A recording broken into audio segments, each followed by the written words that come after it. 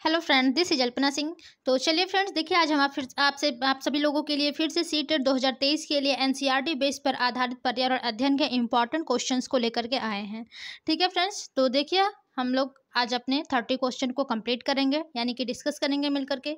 तो सबसे पहले क्वेश्चन को डिस्कशन करने से पहले आप सभी लोगों को स्वतंत्रता दिवस की हार्दिक शुभकामनाएं फ्रेंड्स। देखिए इस बार जो आपके 15 अगस्त यानी कि स्वतंत्रता दिवस मनाए जा रहे हैं, ये 77वां स्वतंत्रता दिवस मनाया जा रहा है। ठीक है, आज़ादी के अमृत महोत्सव के रूप में।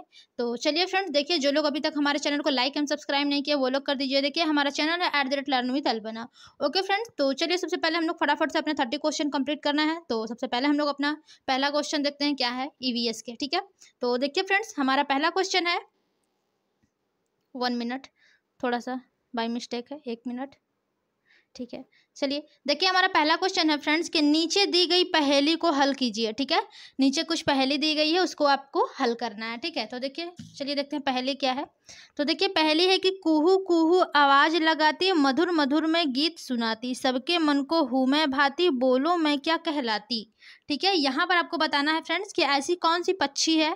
ठीक है, पक्षी की ही बात की गई है इसमें कि जो पक्षी है वो आपके कुहू कुहू की आवाज़ निकालती है और मधुर मधुर गीत सुनाती है। ठीक है, और ये सबके ही मन को भा जाती है। तो बताइए कि ये कौन सी पक्षी है। पहला ऑप्शन है आपका मैना, दूसरा है तोता, तीसरा है फाख्ता और चौथा है आपका कोयल। तो देखिए फ्रेंड्स, इसका जो सबसे करेक्ट ऑप्शन हो जाएगा वो आपका क्या हो जाएगा, कोयल। देखिए कोयल जो होती है यही कुहू कुहू की आवाज़ निकालती है, और जितने भी पक्षी हैं देखिए सबसे सुंदर और सबसे मधुर जो गीत आवाज़ होती है, ठीक है, वो कोयल की ही होती है। ठीक है, और ये सबके मन को भा जाती है, तो ये आपकी कोयल है। ओके फ्रेंड्स, इसका पहला ऑप्शन, अरे सॉरी, पहला क्वेश्चन का आपका जो फोर्थ ऑप्शन है यही आपका करेक्ट होगा। चलिए अगले क्वेश्चन की ओर चलते हैं फ्रेंड्स। देखिए हमारा अगला क्वेश्चन है फ्रेंड्स यहाँ पर कि निम्नलिखित खाद्य श्रृंखला में हिरणों के, ठीक है, हिरण या फिर हिरणों के आप लोग बोल सकते हैं, निम्नलिखित खाद्य श्रृंखला में हिरणों के अनाधिकृत शिकार बढ़ने के साथ, ठीक है, घास, हिरण, बाघ। ठीक है, तो यहाँ पर आपको बताना है कि कुछ वर्षों बाद खाद्य श्रृंखला पर क्या प्रभाव पड़ेगा। ठीक है, कुछ वर्षों बाद जो आपके खाद्य श्रृंखला है उस पर क्या प्रभाव पड़ेगा, तो यहाँ पर आपको बताना है। देखिए पहला है कि घास कम होना शुरू हो जाएगी, दूसरा ऑप्शन है बाघों की संख्या बढ़ जाएगी, तीसरा ऑप्शन है बाघों की संख्या घट जाएगी, और चौथा है फ्रेंड्स कि बाघ अपनी खाने की आदतों को बदलेंगे। ठीक है, यहाँ पर क्या आपसे पूछा गया है फ्रेंड्स कि जो खाद्य श्रृंखला है इनमें हिरणों के अनाधिकृत शिकार के बढ़ने के साथ, ठीक है, जो घास हो गया, घास को कौन खाता है, हिरण, फिर हिरण को बाघ। ठीक है, तो यहाँ पर आपसे पूछा गया है कि कुछ वर्षों बाद जो खाद्य श्रृंखला पर है वो क्या प्रभाव पड़ेगा। तो यहाँ पर देखिए फ्रेंड, जो सबसे करेक्ट ऑप्शन आपका हो जाएगा वो आपका कौन सा होगा, वो आपका देखिए यहाँ पर थर्ड होगा कि जो बाघों की संख्या है ये आपकी घट जाएगी। ठीक है, तो यहाँ पर देखिए आपका थर्ड ऑप्शन सही यानी कि करेक्ट होगा। चलिए अगला क्वेश्चन देखते हैं क्या है। देखिए फ्रेंड्स हमारा अगला क्वेश्चन है कि दिसंबर 2020 में दिल्ली का, ठीक है, दिल्ली का AQI, ठीक है, 331 था। फिर निम्न में से AQI जो है वो किसे चिन्हित करता है, तो यहाँ पर आपको बताना है। पहला ऑप्शन है वायु मात्रा सूचकांक, दूसरा है वायु प्रमात्रा सूचकांक, तीसरा है वायु गुणवत्ता सूचकांक, और चौथा है आपका कि वायु द्विघाती सूचकांक। तो देखिए जो ये चिन्हित करता है वो उसका सही ऑप्शन जो है फ्रेंड्स वो आपका क्या हो जाएगा यहाँ पर, वायु गुणवत्ता सूचकांक। ठीक है, यही दिसंबर 2000 दिल्ली में, ठीक है, 2020 में दिल्ली का जो 131 था AQI, वो इसे ही चिन्हित करता है, किसे, वायु गुणवत्ता सूचकांक को। ठीक है फ्रेंड्स, चलिए अगला क्वेश्चन देखते हैं, इसी में है। अगला क्वेश्चन है फ्रेंड्स हमारा कि निम्नलिखित में से कौन सा स्तनधारी परिवार का है। यहाँ पर आपको बताना है कि ऐसा कौन सा स्तनधारी है जो कि परिवार का है। ठीक है, तो यहाँ पर देखिए पहला ऑप्शन है व्हेल, दूसरा है मेढक, तीसरा ऑप्शन है कबूतर और चौथा है आपका छिपकली। तो यहाँ पर फ्रेंड्स आपको बताना है कि ऐसा कौन सा स्तनधारी है जो कि परिवार का है। तो देखिए इसमें जो सबसे करेक्ट ऑप्शन दिया हुआ है वो आपका कौन सा है, व्हेल। ठीक है, इसी को सही माना गया है। चलिए अगला क्वेश्चन देखते हैं फ्रेंड्स हमारा क्या है।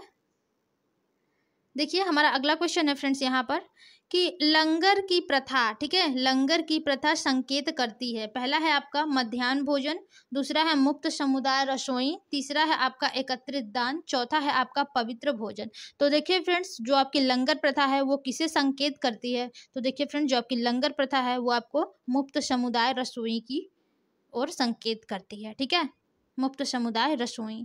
चलिए देखिए यहाँ पर सेकेंड ऑप्शन आपका करेक्ट है। चलिए अगला क्वेश्चन देखते हैं फ्रेंड्स क्या है।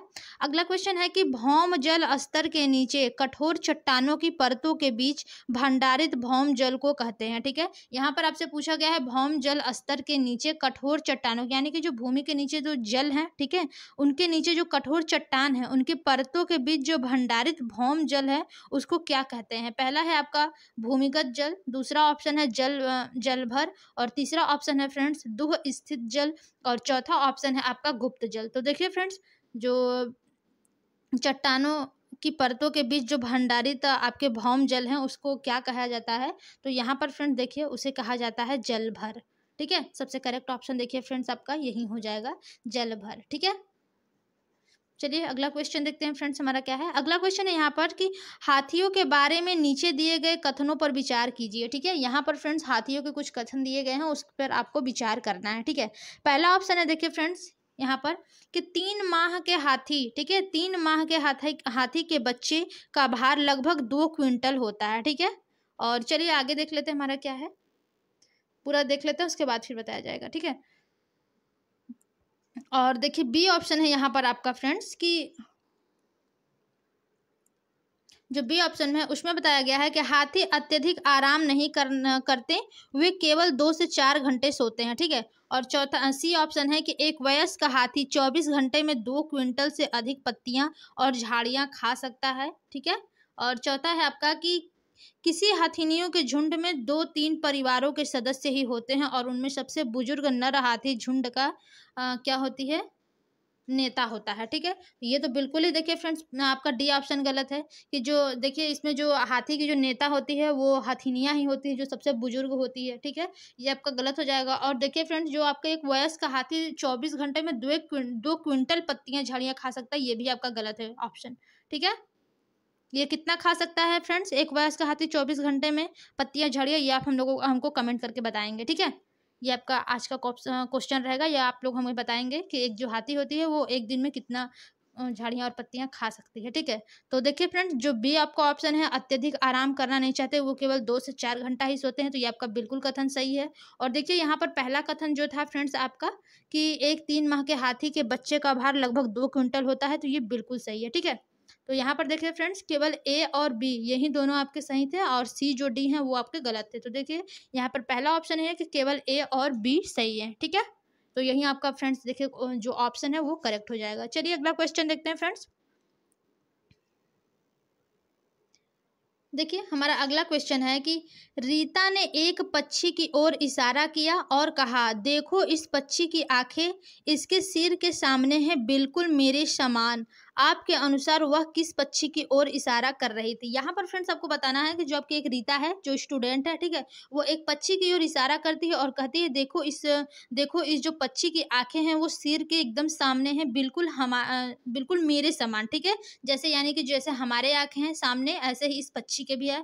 तो वो बताइए कि वो कौन सी पक्षी की ओर इशारा कर रही है। ठीक है, यहाँ पर पहला ऑप्शन है आपका कबूतर, दूसरा है गौरैया, तीसरा है उल्लू और चौथा है कौवा। तो देखिए फ्रेंड्स इसका जो सबसे करेक्ट ऑप्शन हो जाएगा, आप लोग बता सकते हैं तो बता दीजिएगा, नहीं तो देखिए ये जो सही ऑप्शन है उल्लू होगा, क्योंकि देखिए उल्लू की ही ऐसी आंखें होती हैं सिर के ठीक सामने होती है। ठीक है, मनुष्य के जैसे मनुष्य की आंखें होती हैं, ठीक एक ऐसा ही पक्षी है उल्लू जिसकी जो आंखें हैं वो सिर के एकदम सामने मनुष्य की तरह होती है। ठीक है, यहाँ पर आपका देखिए फ्रेंड्स जो सबसे करेक्ट ऑप्शन हो जाएगा ये आपका थर्ड ऑप्शन होगा। ओके, चलिए अगला क्वेश्चन देखते हैं फ्रेंड्स। अगला क्वेश्चन है कि संकटापन्न हिरणों या फिर हिरणों, ठीक है, संकटापन्न हिरणों को के किस प्रकार के लिए केवल लोकटक झील एक स्थान है। देखिए फ्रेंड्स यहाँ पर लोकटक झील के बारे में बात की गई है। ठीक है, तो यहाँ पर आपको बताना है कि जो संकटपन्न यानी कि जो हिरण है वो किस प्रकार के लिए केवल लोकटक झील जो है वो एक स्थान है। तो पहला है आपका चीतल, दूसरा है बारहसिंगा, तीसरा है सांबर और चौथा है आपका संगाई। ठीक है, ये चारों ही देखिए फ्रेंड्स हिरणों के किस्म है। ठीक है, तो यहाँ पर आपको बताना है कि जो लोकटक झील है वो एक स्थान है केवल। तो यहाँ पर पहला ऑप्शन हमने आपको बता दिया है, तो इसका देखिए फ्रेंड जो करेक्ट ऑप्शन हो जाएगा वो आपको हो जाएगा संगाई। ठीक है, जो संगाई हिरण है, ठीक है, ये केवल लोकटक झील के लिए एक स्थान है संगाई। ठीक है, चलिए अगला क्वेश्चन देखते हैं फ्रेंड्स। देखिए हमारा अगला क्वेश्चन है फ्रेंड्स कि वीनस फ्लाई ट्रैप तथा पीचर प्लांट को कीट भक्षी पौधे कहा जाता है क्योंकि ये विशिष्ट पत्तियों या पत्तियों के भागों का प्रयोग करके कीटों को फंसाते हैं। कीटों से ये पौधे खाली स्थान प्राप्त करते हैं। ठीक है, जो ये आपके कीटों को जो फंसाते हैं, ठीक है, और कीटों से ये पौधे जो हैं वो प्राप्त करते हैं। तो क्या प्राप्त करते हैं? पहला ऑप्शन है आपका पोषक तत्व, दूसरा है वायु, तीसरा है जल और चौथा है मृदा। ठीक है फ्रेंड्स, तो यहाँ पर देखिए जो इसका सबसे करेक्ट ऑप्शन हो जाएगा वो क्या हो जाएगा? पोषक तत्व। क्योंकि देखिए फ्रेंड्स जो ये पौधे हैं, ठीक है, ये पोषक तत्व प्राप्त करते हैं। ठीक है, आई होप आप लोगों को समझ में आ रहा होगा फ्रेंड्स। चलिए अगला क्वेश्चन देखते हैं। यहाँ पर देखिए फ्रेंड्स अगला क्वेश्चन है कि विश्व जल दिवस मनाया जाता है। ठीक है, आपको बताना है यहाँ पर कि विश्व जल दिवस कब मनाया जाता है। पहला ऑप्शन है 22 मार्च को, 5 जून को, 11 जुलाई को और 22 अप्रैल को। तो देखिए फ्रेंड्स इसका जो सबसे करेक्ट ऑप्शन हो जाएगा ये 22 मार्च को आपको मनाया जाता है। ठीक है, विश्व जल दिवस। ठीक है, और जैव विविधता दिवस फ्रेंड्स कब मनाया जाता है? ये आपके कब मनाया जाता है आप लोग कमेंट करिएगा। ठीक है, और 22 अप्रैल को क्या मनाया जाता है? ये तीनों ही आप लोग हमें कमेंट करके कमेंट बॉक्स में बताइएगा। ठीक है, कि 22 मार्च को तो देखिए जल दिवस मनाया जाता है, 22 अप्रैल को क्या मनाया जाता है और 22 मई को क्या मनाया जाता है। ठीक है, चलिए अगला क्वेश्चन देखते हैं फ्रेंड्स।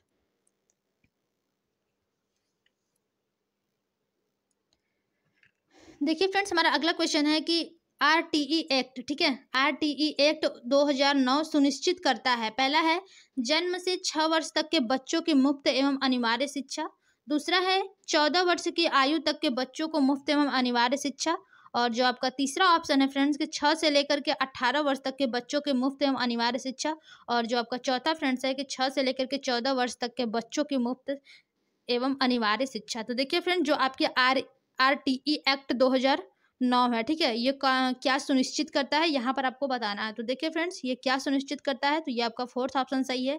जो RTE एक्ट है 2009, ठीक है, ये सुनिश्चित करता है कि जो आपके 6 से लेकर के 14 वर्ष तक के बच्चे हैं इनको मुफ्त एवं अनिवार्य शिक्षा दी जाए। ठीक है, यहाँ पर आपसे एक क्वेश्चन और बन सकता है फ्रेंड्स कि ये कौन से आर्टिकल में है? तो ये आपके कौन से आर्टिकल में है फ्रेंड्स? ये 21A आर्टिकल में है। ठीक है, चलिए अगला क्वेश्चन देखते हैं। देखिए हमारा अगला क्वेश्चन है फ्रेंड्स कि नीचे प्याज की खेती की प्रक्रिया, ठीक है, नीचे प्याज की खेती की प्रक्रिया के चरण दिए गए हैं, ये चरण उचित क्रम में नहीं है। अब देखिए उचित क्रम में नहीं है तो आपको क्रम में बताना है। ठीक है, सही क्रम आपको इसको बताना है। पहला है देखिए ये दिया गया है मिट्टी गुड़ाई करना, ठीक है, दूसरा है खरपतवार हटाना, तीसरा है प्याज के ऊपर की सूखी पत्तियों को काटना, तीसरा है प्याज को उखाड़ कर बाहर निकालना, और आपका पांचवा है बीज बोना। तो देखिए फ्रेंड्स जो सबसे पहले आपका क्या हो जाएगा यहाँ पर? प्याज की खेती के लिए सबसे पहले फ्रेंड्स देखिए क्या किया जाता है, यहाँ पर हम लोग टिक करेंगे। ठीक है, तो यहाँ पर देखिए फ्रेंड्स सबसे पहले तो मिट्टी की गुड़ाई की जाती है। ठीक है, पहला ऑप्शन तो आपको हो जाएगा, मिट्टी की आप गुड़ाई करेंगे, उसके बाद, ठीक है फ्रेंड्स, उसके बाद देखिए आप क्या करेंगे? बीज बोएंगे। ठीक है, गुड़ाई करने के बाद बीज बोएंगे, उसके बाद देखिए फ्रेंड उसमें का जो खरपतवार रहेगा उसको निकालेंगे। ठीक है, तीसरे नंबर पर क्या हो जाएगा आपका? खरपतवार जो है उसको निकालेंगे। ठीक है, फिर उसके बाद देखिए फ्रेंड जो डी ऑप्शन है आपको जो प्याज है उसको उखाड़ करके बाहर निकालेंगे। ये देखिए आपका फोर्थ ऑप्शन हो गया। और जो लास्ट में आपका बचता है वो क्या हो जाएगा? प्याज के ऊपर की सूखी पत्तियों को काटना। ठीक है, तो देखिए आपका कौन सा कैसे कैसे सही होगा? AEBDC। ठीक है, AEBDC। देखिए कौन से ऑप्शन है फ्रेंड्स? AEBDC। देखिए यहाँ पर फ्रेंड्स सेकंड ऑप्शन में है AEBDC, तो आपका सही ऑप्शन जो है फ्रेंड्स ये आपका सेकंड ऑप्शन हो जाएगा। ठीक है, देखिए इस टाइप के सीटेट में आपके क्वेश्चन पूछे हुए हैं फ्रेंड्स, थोड़ा सा ध्यान दीजिएगा। ठीक है, बहुत ही आसान क्वेश्चन है लेकिन जल्दीबाजी में जो है कि गलत हो जाता है। ठीक है, चलिए अगला क्वेश्चन देखते हैं फ्रेंड्स। देखिए हमारा अगला क्वेश्चन है कि पक्षी अपना सिर कई बार हिलाते हैं, ऐसा इसलिए क्योंकि। यहाँ पर फ्रेंड्स देखिए आपको बताना है कि जो पक्षी वे अपना सिर कई बार हिलाते हैं, ऐसा क्यों होता है। ठीक है, क्यों हिलाते हैं? तो पहला है गर्दन में मांसपेशियों का फड़कना आम होता है, दूसरा ऑप्शन है आंखें स्थिर होती हैं तथा हिल नहीं सकती, तीसरा है यह एक अनैच्छिक क्रिया है, और चौथा है कि साथी को आकर्षित करने के लिए। तो देखिए फ्रेंड जो पक्षी है वो अपना सिर कई बार हिलाते हैं, ऐसा इसलिए है क्योंकि जो आपके कौन से होते हैं? पक्षी होते हैं। ठीक है, तो देखिए यहाँ पर जो सबसे करेक्ट ऑप्शन हो जाएगा फ्रेंड्स वो आपका सेकंड होगा, कि इसलिए ऐसा होता है क्योंकि जो आंखें होती हैं उनकी वो स्थिर होती हैं तथा हिल नहीं सकती, इसलिए वो अपनी गर्दन को बार बार हिलाते हैं, ठीक है, इधर उधर देखने के लिए। ओके फ्रेंड्स, चलिए अगला क्वेश्चन देखते हैं। देखिए अगला क्वेश्चन है फ्रेंड्स हमारा कि भारत में उच्च वर्षा रिकॉर्ड की गई है, ठीक है, भारत में जो उच्च वर्षा है वो रिकॉर्ड की गई है कहाँ पर? पहला ऑप्शन है आपका चेरापूंजी में, दूसरा है अगुम्बे में, और तीसरा है आपका महाबलेश्वर में, चौथा है आपका मासिन राम में। तो देखिए फ्रेंड्स, इसका जो सभी लोगों को ये तो पता है कि मासिन राम में ही होगा, ठीक है, तो इसके बारे में ज़्यादा एक्सप्लेन नहीं करेंगे, सीधी सी बात है कि मासिन राम में, ठीक है। चलिए अगला क्वेश्चन देखते हैं फ्रेंड्स। अगला क्वेश्चन है हमारा फ्रेंड्स कि कल्याणी अपनी कक्षा 5वीं के बच्चों को ग्लोब की सहायता से एक प्रयोग दिखाती और समझाती है, ठीक है, कि पृथ्वी के उस भाग पर जो सूरज की ओर होता है दिन होता है और उस भाग की ओर जो सूरज से दूर होता है रात होती है, ठीक है। ऐसा इससे प्रभावित हुई, उसने पूछा अगर हम उस दिशा में चलना शुरू करें और चलते रहें तो क्या हमें रात मिलेगी? किस दिशा में हमें रात मिलेगी? कक्षा के सभी विद्यार्थी हंसने लगे। कल्याणी की प्रतिक्रिया क्या होनी चाहिए? यहाँ पर देखिए फ्रेंड्स, आपसे पूछा गया है कि जो कल्याणी है वो अपनी 5वीं की कक्षा के बच्चों को एक ग्लोब दिखाती है, ठीक है, और उसकी सहायता से प्रयोग दिखाती है अपना कि और समझाती भी है कि जो पृथ्वी के उस भाग पर सूरज है, ठीक है, उस ओर क्या होता है दिन होता है, और जो उस भाग की ओर सूरज होता है उधर क्या होती है रात होती है, ठीक है। तो ऐसा इससे प्रभावित हुई और उसने पूछा कि अगर हम उस दिशा में चलना शुरू करें और चलते रहें तो क्या हमें रात मिलेगी? किस दिशा में हमें रात मिलेगी वो पूछती है, ठीक है। तो कक्षा के जो सभी विद्यार्थी थे फ्रेंड्स वो क्या करने लगे? हंसने लगे, ठीक है। तो अब कल्याणी जो उसकी टीचर है उसकी प्रतिक्रिया क्या होनी चाहिए यहाँ पर आपको बताना है, ठीक है। पहला ऑप्शन है यहाँ पर कि उसे एक मिनट, यहाँ पर कुछ दिख ही नहीं रहा है, ठीक है, हाँ देखिए, पहला ऑप्शन है कि उसे कक्षा को हंसना बंद करने और अनुशासन बनाए रखने का निर्देश देना चाहिए। दूसरा ऑप्शन है उसे यह समझाना चाहिए कि ऐसा संभव नहीं है क्योंकि पृथ्वी का वह भाग बहुत दूर होगा, ठीक है। और अगला ऑप्शन है फ्रेंड्स आपका, चलिए नीचे देखते हैं क्या है। अगला ऑप्शन है आपका कि उसे विद्यार्थियों से इस प्रश्न का उत्तर खोजने को कहना, और चौथा है कि उसे यह कहना कि आज वो दिन और रात को होना ही पढ़ेंगे और इसकी चर्चा अगली कक्षा में करेंगे। तो देखिए फ्रेंड्स, यहाँ पर जो सबसे करेक्ट ऑप्शन हो जाएगा वो आपका थर्ड होगा। पहले ही हमने आपसे बताया फ्रेंड, जहाँ पर आपका अन्वेषण करने के लिए आ जाएगा या फिर खोजने के लिए, ठीक है, वही आपका आंसर पॉजिटिव होगा। तो देखिए ऑप्शन आपका थर्ड में दिया है कि उसे विद्यार्थियों से इस प्रश्न का उत्तर खोजने को कहना चाहिए, ठीक है। सबसे करेक्ट ऑप्शन जो है फ्रेंड्स वो देखिए यही हो जाएगा। चलिए फ्रेंड्स अगले क्वेश्चन की ओर चलते हैं और देखते हैं हमारा अगला क्वेश्चन क्या है।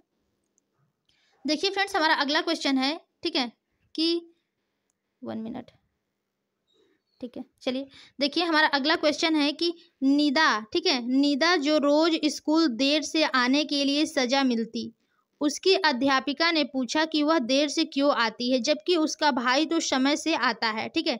निदा जो है वो रोज स्कूल देर से जाती है, तो जो उसकी देखिए अध्यापिका है वह रोज उसको यानी कि देखती है और ऐसा पूछती है कि वो देर से क्यों आती है, ठीक है, जबकि जो उसका भाई है वो समय से आता है। उसने कहा, यानी कि जो निदा है उसने कहा कि उसकी मम्मी कहती है कि झाड़ू लगाना, पोछा लगाना, घर की देखभाल करना और घर के काम करना लड़कियों की जिम्मेदारी होती है, इसलिए वह अपना सारा घर का काम करके फिर आती है जिसकी वजह से उसे देर हो जाती है। अगर आप निदा की अध्यापिका है तो क्या करेंगे? ठीक है, यहाँ पर देखिए जो निदा की मम्मी है कहती हैं कि लड़कियां की जिम्मेदारी होती है लड़कियों की, झाड़ू लगाओ, पोछा लगाओ, घर की देखभाल करो, ठीक है। ये अन्य काम करने के बाद जो निदा है वो स्कूल जाती है, इसलिए मुझे लेट हो जाता है, ठीक है। यदि आपसे पूछा जाए कि अगर आप उसकी टीचर हैं निदा की तो आपको क्या करना चाहिए या फिर आप क्या करेंगे, ठीक है। तो पहला ऑप्शन है फ्रेंड्स यहाँ पर कि निदा से कहेंगे कि वह जल्दी उठे जिससे सारा काम करके वह समय पर स्कूल आ सके। दूसरा ऑप्शन है कि निदा की मम्मी से बात करेंगे और कहेंगे कि उसे समय पर स्कूल आने में सहायता करें। और तीसरा है कि निदा से कहेंगे कि घर की देखभाल करना और घर के काम करना परिवार के सभी सदस्यों की जिम्मेदारी है। और चौथा है कि कक्षा में चर्चा का आयोजन कर विद्यार्थियों से पूछेंगे कि घर की देखभाल करना और घर के काम करना किसकी जिम्मेदारी है। तो देखिए फ्रेंड्स, यहाँ पर जो सबसे करेक्ट आपका जो ऑप्शन होगा वो आपका यही फोर्थ ही होगा, ठीक है, कि कक्षा में चर्चा का आयोजन कर विद्यार्थियों से पूछेंगे कि घर की देखभाल करना और घर के काम करना किसकी जिम्मेदारी है, ठीक है। यही आपका सबसे करेक्ट ऑप्शन होगा देखिए फ्रेंड्स इसमें, ठीक है। चलिए अगला क्वेश्चन देखते हैं फ्रेंड्स।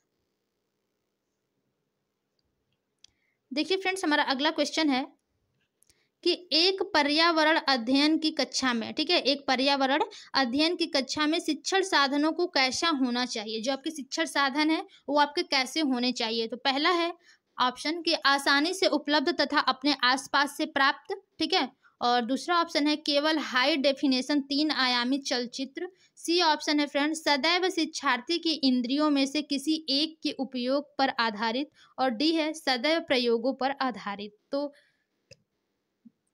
देखिए फ्रेंड्स, इसमें जो आपका सबसे करेक्ट ऑप्शन होगा वो केवल ही, देखिए आपका वन ही सही है, ऑप्शन ए, कि जो आसानी से उपलब्ध तथा अपने आसपास से प्राप्त हो उसी को अपने शिक्षण साधन बनाना चाहिए, ठीक है। तो यहाँ पर देखिए पहला ऑप्शन में दिया है केवल ए, यानी कि सबसे सही ऑप्शन जो करेक्ट है वो आपका यही होगा, ठीक है फ्रेंड्स।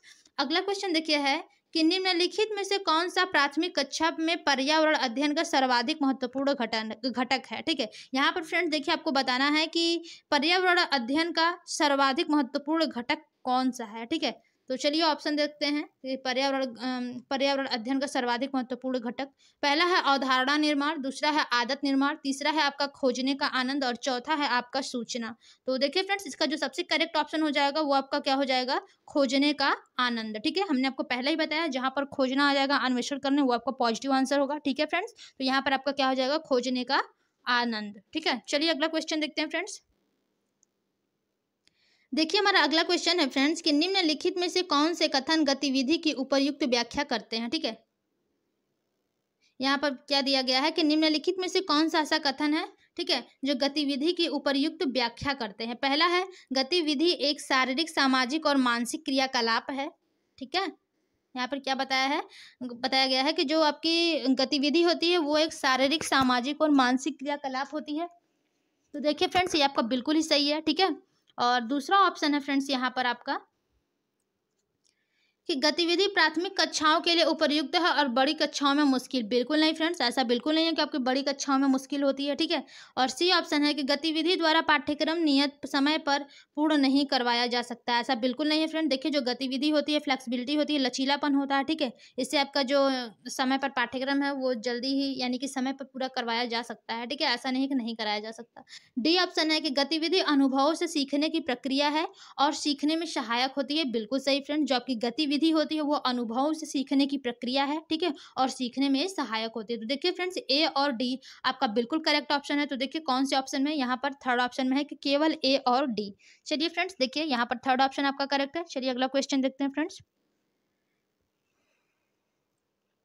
देखिए हमारा अगला क्वेश्चन है फ्रेंड्स कि निम्नलिखित में से कौन से कथन प्रयोग के बारे में सही है, ठीक है। यहाँ पर फ्रेंड्स आपको बताना है कि ऐसा कौन सा कथन सही है जो प्रयोग के बारे में है, ठीक है।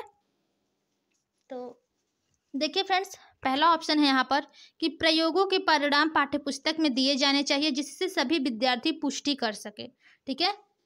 पहला ऑप्शन आपका क्या है कि प्रयोगों के जो परिणाम है पाठ्यपुस्तक में दिए जाने चाहिए जिससे सभी विद्यार्थी पुष्टि कर सके, ठीक है फ्रेंड्स। और अगला आपका ऑप्शन क्या है, तो ये आपका बिल्कुल गलत होगा फ्रेंड्स, ठीक है। और बी ऑप्शन है कि प्रयोगों के परिणाम पाठ्यपुस्तक में नहीं दिए जाने चाहिए जिससे विद्यार्थी स्वयं अवलोकन, जांच पड़ताल तथा सामान्यीकरण कर सके। तो यहाँ पे बिल्कुल सही है फ्रेंड, जहाँ पर फ्रेंड स्वयं कुछ करता है, ठीक है, स्वयं अपना यानी कि जैसे करके सीखना होता है, ठीक है, ये बहुत ही आपका पॉजिटिव ऑप्शन माना जाता है, ठीक है। तो यहाँ पर ये आपका देखिए बी जो है वो बिल्कुल सही है। और चलिए फ्रेंड्स अगला क्वेश्चन देखते हैं, आपका क्या है, सॉरी क्वेश्चन है ऑप्शन, ठीक है।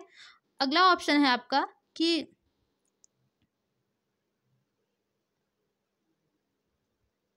यहाँ पर देखिए अगला ऑप्शन है कि प्रयोगों के परिणाम शिक्षकों द्वारा बताए जाने चाहिए जिससे विद्यार्थी पुष्टि कर सके। ऐसा बिल्कुल नहीं कि जो आपके परिणाम है प्रयोगों के वो शिक्षकों द्वारा बताए जाने चाहिए जिससे जो विद्यार्थी वो पुष्टि कर सके, ठीक है। और चौथा है कि प्रयोगों के परिणाम शिक्षकों द्वारा नहीं बताए जाने चाहिए क्योंकि प्रयोग अवलोकन, जांच पड़ताल तथा सामान्यीकरण के बारे में है। बिल्कुल करेक्ट फ्रेंड्स। तो यहाँ पर देखिए आपका बी और डी ही सही है, दोनों ऑप्शन, ठीक है। तो यहाँ पर देखिए ऑप्शन 2 में आपका बी और डी दिया है, इसलिए आपका ऑप्शन 2 सही हो जाता है, ठीक है फ्रेंड्स। चलिए अगला क्वेश्चन देखते हैं। अगला क्वेश्चन है आपका फ्रेंड्स कि एक पर्यावरण अध्ययन की कक्षा में पत्तियों व फूलों के आकार एवं रंगों को निर्धारित करने की सबसे उपयुक्त विधि होगी, ठीक है। यहाँ पर क्या बताना है कि जो एक पर्यावरण अध्ययन की कक्षा है उसमें पत्तियों एवं फूलों के आकारों एवं रंगों को निर्धारित करने की सबसे उपयुक्त विधि होगी। तो चलिए ऑप्शन देखते हैं क्या है। ऑप्शन देखिए है फ्रेंड्स यहाँ पर पहला कि छात्रों को पत्तियों एवं फूलों की विभिन्न रंगीन तस्वीरें उपलब्ध कराना, ऐसा तो माना नहीं जा सकता फ्रेंड्स। दूसरा है कि छात्रों को रेखा चित्र बनाने में संलग्न करना और उनके सृजनात्मक कौशलों का उपयोग करना।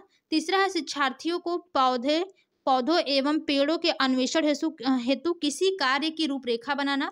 चौथा है कि पत्तियों तथा फूलों से संबंधित प्रत्ययों को भली प्रकार दोहराना। तो देखिए फ्रेंड्स, इसके जो सबसे सही ऑप्शन होगा वो आपका थर्ड होगा, क्योंकि हमने पहले ही आपको बताया है जहां पर अन्वेषण आ जाए वो आपका पॉजिटिव आंसर होता है। ठीक है, तो यहाँ पर देखिए फ्रेंड्स आपका थर्ड ऑप्शन जो है वो बिल्कुल करेक्ट होगा। चलिए अगला क्वेश्चन देखते हैं फ्रेंड्स। देखिए हमारा अगला क्वेश्चन है फ्रेंड्स यहाँ पर कि भीम अपने भगवान को पूछता है, ठीक है, फूल और फल रंगीन क्यों होते हैं। बागवान से को पूछता है, बागवान, ठीक है, कि जो फूल होते हैं और फल होते हैं वो रंगीन क्यों होते हैं जबकि पौधों के पत्ते हरे होते हैं।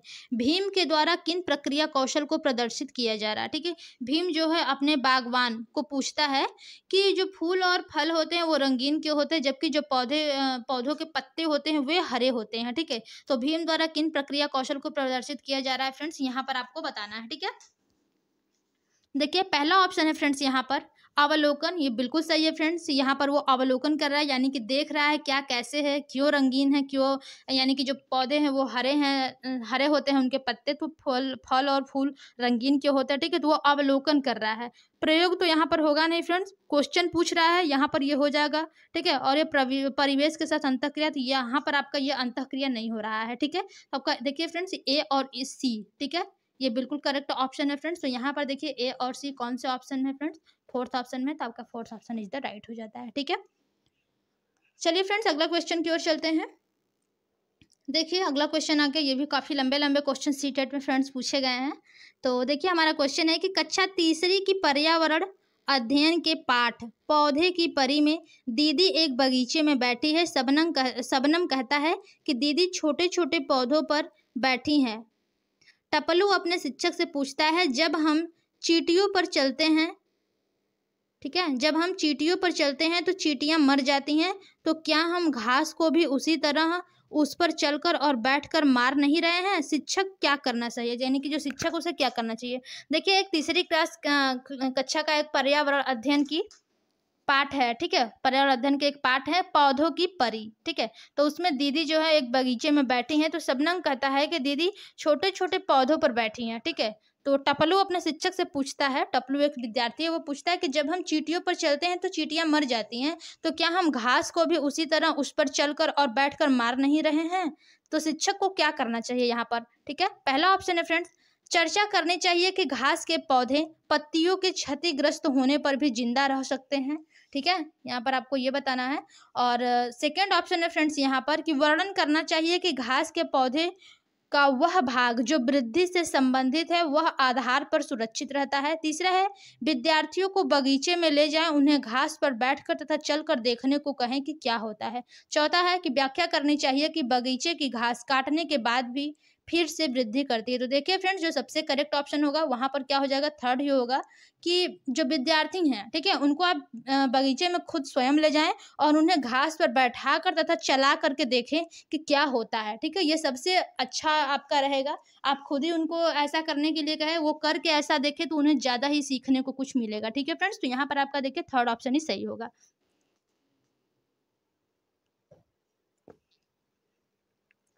चलिए फ्रेंड्स अगला क्वेश्चन देखते हैं हमारा क्या है। देखिए फ्रेंड्स अब हमारा अगला क्वेश्चन है कि कवीस, ठीक है, कवीस एक कक्षा 5 का पर्यावरण अध्ययन शिक्षक, यानी कि जो कवीस है वो कक्षा 5 के पर्यावरण अध्ययन का शिक्षक है। ठीक है, तो आगे देखिए क्या है। अंतरिक्ष यात्रा का प्रत्यय पढ़ाने के लिए सृजनात्मक निबंध लेखन पर बल देता है, वह प्रयास कर रहा है। ठीक है, यानी कि देखिए फ्रेंड जो कवि से वो कक्षा 5 के पर्यावरण अध्ययन का शिक्षक है। ठीक है, तो यहाँ पर है कि अंतरिक्ष यात्रा यानी कि ये प्रत्यय जो है इसको पढ़ाने के लिए सृजनात्मक निबंध लेखन पर बल देता है, तो वह प्रयास कर रहा है। पहला ऑप्शन है छात्रों को प्रश्न पूछने से हटाने का। दूसरा है कल्पनाशीलता और भिन्न सोच को प्रोत्साहित करने का। सी ऑप्शन है शिक्षण के प्रति व्यवहारिक पद्धति को बढ़ावा देने का। डी ऑप्शन है प्रयोगात्मक एवं क्रियाकलापों पर आधारित शिक्षण से बचने का।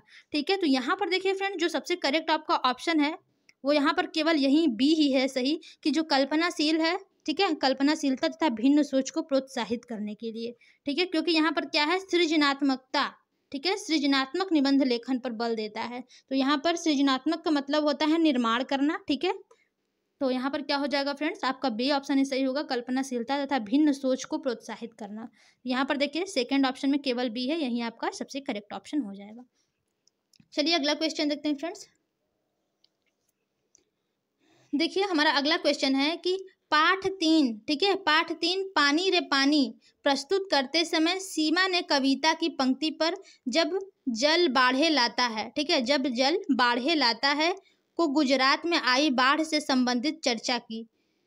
छुटकी ने पूछा कि गुजरात में बाढ़ क्यों आई और उसके शहर में क्यों नहीं आई। निम्नलिखित में से कौन सा इस प्रश्न का सर्वाधिक उपयुक्त हल होगा। यहाँ पर देखिए पाठ 3 में एक चैप्टर है आपका पानी रे पानी, ठीक है। इसको प्रस्तुत करते समय सीमा यानी कि जो टीचर है वो कविता की पंक्ति पर जब जो उसकी कविता की पंक्ति है, ठीक है, कि पर जब जल बाढ़े लाता है, तो यहाँ पर वो गुजरात में जो बाढ़ आई थी उससे संबंधित चर्चा की। तो वहाँ पर एक छुटकी थी क्लास की स्टूडेंट, उसने पूछा कि गुजरात में बाढ़ क्यों आई और उसके शहर में क्यों नहीं आई।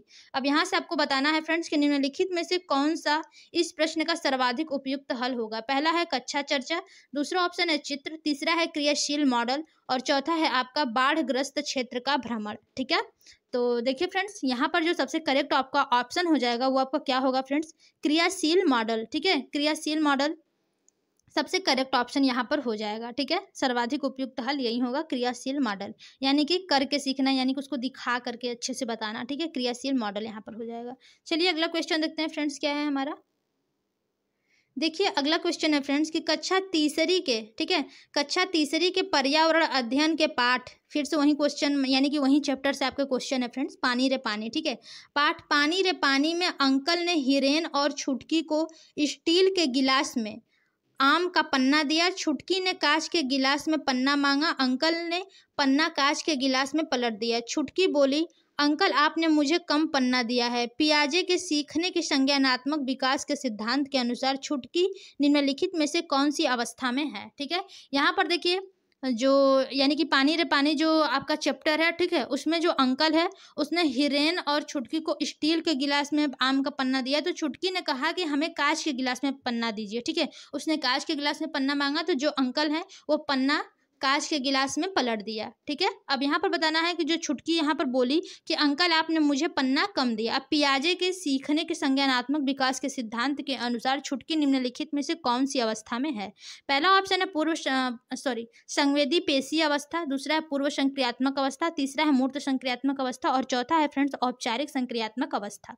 तो देखिए फ्रेंड्स जो छुटकी आपकी किस अवस्था में है, तो वो यहाँ पर देखिए फ्रेंड्स पूर्व संक्रियात्मक अवस्था में है, ठीक है, क्योंकि वो देखिए यहाँ पर स्टील के गिलास और जो कांच का गिलास है उसमें अंतर नहीं कर पा रही है, जबकि पन्ना उसने उतना ही दिया है लेकिन उसे लग रहा है कि आपने मुझे पन्ना कांच के गिलास में कम दिया है, ठीक है। तो वहां पर वो पूर्व संक्रियात्मक अवस्था में है। चलिए फ्रेंड्स अगला क्वेश्चन देखते हैं हमारा क्या है। देखिए अब यहाँ पर हमारा अगला क्वेश्चन है कि प्राथमिक स्तर पर एक पर्यावरण अध्ययन शिक्षक को वैयक्तिक विभिन्नताओं यानी कि भिन्नताओं, ठीक है, वैयक्तिक भिन्नताओं वाले विद्यार्थियों को शामिल करना संभव है, ठीक है, शामिल करना संभव है। पहला है ऑप्शन आपका यहाँ पर फ्रेंड्स कि प्रत्येक को घर के लिए नियत कार्य देकर, बिल्कुल गलत फ्रेंड्स, ठीक है।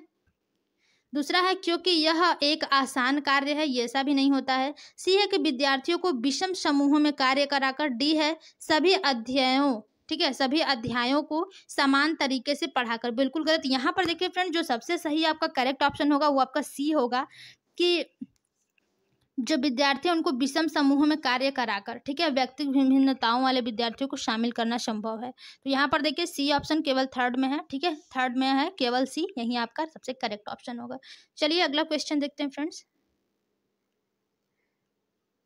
देखिए अब हमारा अगला क्वेश्चन है फ्रेंड्स कि समा देख नहीं सकती, ठीक है, जो समा है स्टूडेंट वो देख नहीं सकती, उसकी मम्मी उसे रोज स्कूल लेकर आती हैं लेकिन उसे स्कूल आना अच्छा नहीं लगता। वह अपनी मम्मी को कहती है कि उसका कोई दोस्त नहीं है और उसे कक्षा में जो पढ़ाया जाता है वो समझ में नहीं आता, ठीक है।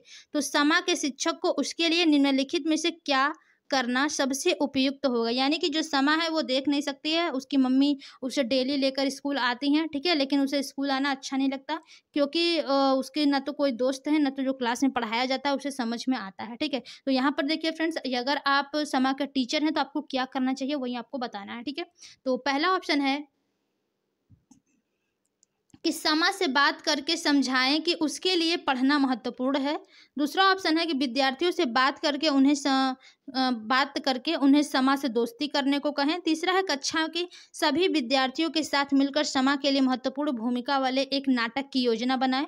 और चौथा है कि शिक्षकों के साथ बात करके सुनिश्चित करें कि जो कक्षा में पढ़ाया जाए वह समा को समझ में आए। तो देखिए फ्रेंड्स, यहाँ पर जो सबसे करेक्ट ऑप्शन होता है, यहाँ पर देखिए फ्रेंड्स, सी और डी ही सबसे सही है कि सभी विद्यार्थियों के साथ मिलकर समा के लिए महत्वपूर्ण भूमिका वाले नाटक का आयोजन करें, ठीक है।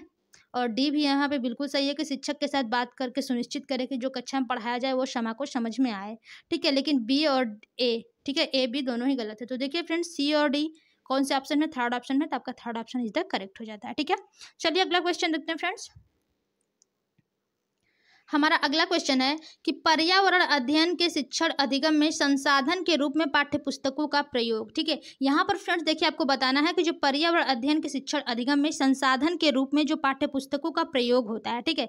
तो यहाँ पर पहला ऑप्शन है प्रक्रिया कौशल के विकास में कम प्रभावी। दूसरा है सबको सम्मिलित करने का अवसर प्रदान करता है। तीसरा है आपका कि विद्यार्थियों में सहयोग को प्रोत्साहित करता है। चौथा है नितांत आवश्यक है। तो देखिए फ्रेंड्स, यहाँ पर आपसे क्वेश्चन क्या पूछा है कि जो पर्यावरण अध्ययन के शिक्षण है, ठीक है, उसमें अधिगम में संसाधन के रूप में पाठ्य पुस्तकों का क्या प्रयोग है, ठीक है।